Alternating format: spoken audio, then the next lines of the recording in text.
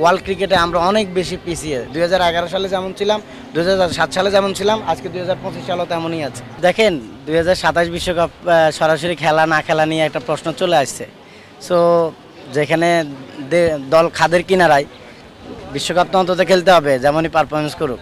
সেখান থেকে হোম কন্ডিশনকে কাজে লাগিয়ে আসলে একটা জয় দরকার, শুধু একটা না। আমার বিশ্বাস যে এই সিরিজটা যদি না জিতে তাহলে র্যাঙ্কিংয়ে 9 উঠতে পারবে না।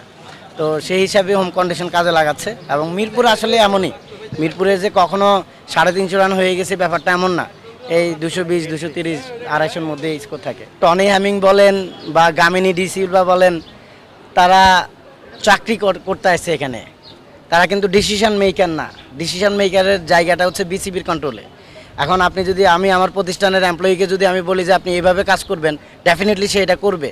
আর যদি এইভাবে না করে, ডেফিনেটলি আমি তাকে রাখবো না। সো এখানে টনি হ্যামিং বা গামিনী ডি সিলভাকে দোষ দিয়ে লাভ নাই। গামিনী ডি সিলভার আমলে আমরা বিপিএল টি-20-তে 200 রান দেখেছি। সো পিচ কি তখন খারাপ ছিল? নর্মালি অন্যান্য পিচের তুলনায় 15 সেন্টিমিটার বেশি বাউন্স ছিল মিরপুরের পিচে গত বিপিএলে। তখন কি গামিনী ডি সিলভা করেনি? সবসময় গামিনী ডি সিলভার দোষ দিয়ে লাভ নাই। এটা উপর থেকে প্রি প্ল্যান থাকে যে আপনি হোম কন্ডিশনকে কাজে লাগিয়ে স্পিন ট্যাক বানিয়ে হচ্ছে যে অপোনেন্টকে খেয়াল করে র্যাঙ্কিংয়ে উপরে উঠবেন বা বিশ্বকাপ খেলার চান্স নেবেন। এটা হতে পারে, সব দেশই নেই, তো বাংলাদেশ একটু বেশি নাই, যে কারণে ওয়ার্ল্ড ক্রিকেটে আমরা অনেক বেশি পিছিয়ে। 2011 সালে যেমন ছিলাম, 2007 সালে যেমন ছিলাম, আজকে 2025 সালেও তেমনই আছে। তিনি কিন্তু অসত্য কোনো তথ্য দেয়নি। আপনি যদি গায়নার উইকেট দেখেন, ওখানেও কিন্তু স্পিন ধরে, এবং ওখানের উইকেট যে খুব বেশি ভালো ব্যাপারটা তেমন না। সো অনিল কুম্বলের যে বিষয়টা বলেছে, একজন স্পিনার লেগি যে 10 উইকেট পেয়েছে একটা ইনিংসে, সো ডেফিনেটলি সেটা স্পিন ট্যাক ছিল। এবং অনেক দেশে এটা সুবিধা নেয়, নট অনলি বাংলাদেশ। তো বাংলাদেশ একটু বেশি নেওয়ার চেষ্টা করে, কারণ তারা র্যাঙ্কিংয়ের অনেক পিছনের দল, চেষ্টা করে বিশ্বকাপগুলো যাতে সরাসরি খেলার সুযোগ পায়। দেখেন বাংলাদেশ ক্রিকেট বোর্ড হচ্ছে এমন জায়গা যেখানে টি-20 ভালো করলে আপনি টেস্টে সুযোগ দেন, টেস্টে ভালো করলে ওয়ানডেতে সুযোগ দেন বা টি-20-তে সুযোগ দেন। ফরম্যাট বেঁধে যে প্লেয়ার আলাদা হইতে পারে, এইটা বিসিবিকে আসলে কবে ঢুকাবে, এবং এটা আমি বুঝি না। যে কারণে জাকির আলী অনেকের কথা বলেছেন, সে টি-20-তে ভালো পারফর্ম করে নাই। এবং মনে হচ্ছে যে নট অনলি জাকির আলী, অনেক ব্যাটসম্যানের এই কমন সেন্সের প্রবলেম আছে। তারা গেম সিনারিও বুঝে না, তারা গেমের ক্যালকুলেশন বুঝে না, যে ম্যাচ সিচুয়েশন কী বলতেছে।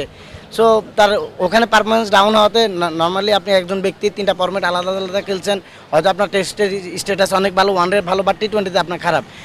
রিসেন্ট আপনি যেহেতু টি-20 খেলেছেন, সো আপনার যেহেতু একটা মস্তিষ্ক দিয়ে খেলেন, সো ওই বাকি ফরম্যাটে এসে ওইটা অ্যাডজাস্ট করতে, ওই আত্মবিশ্বাস ফিরে পাইতে কিন্তু সময় লাগে। দ্যাটস ওয়াই একটার সাথে একটা রিলেটেড। আপনি ওয়ানডে স্টেট দেখে টি-20 ভালো করবে, বা টি-20 ভালো দেখে টেস্টে ভালো করবে এমন না।